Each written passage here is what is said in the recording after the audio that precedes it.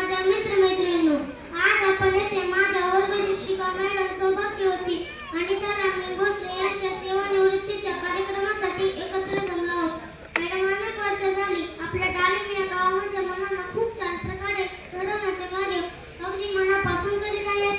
या त्यांच्या कार्यामध्ये मी एक भाग आहे याचा मला खूप आनंद होतो. त्यांचा स्वभाव खूप प्रेमळ, गोड आणि मनाला भावणारा आहे. त्यांच्या प्रत्येक कार्यामध्ये असणारा उत्साह पाहून ते कार्य छान उत्कृष्ट पद्धतीने पार पाडणार अशी भावना आमच्या मनात निर्माण होते.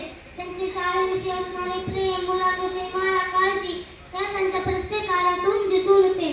मुलांचा सांस्कृतिक कार्यक्रम असो किंवा शैक्षणिक सहल, राज्यस्तरीय वक्तृत्व स्पर्धा असो, जिल्हास्तरीय वक्तृत्व स्पर्धा असो, हे कार्य ते छान उत्कृष्ट पद्धतीने पार पाडतात.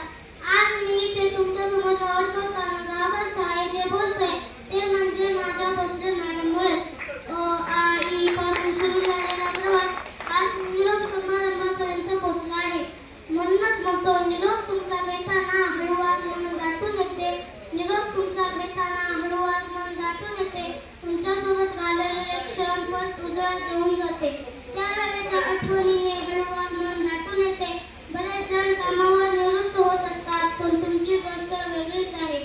तुम्ही आमच्या मनावर राज्य करता. तुमच्यामधील साधेपणा, मदत करण्याची जिद्द, प्रत्येकाला समजून घेण्याची सवय, आदराने बोलणे हे मन जिंकून घेते.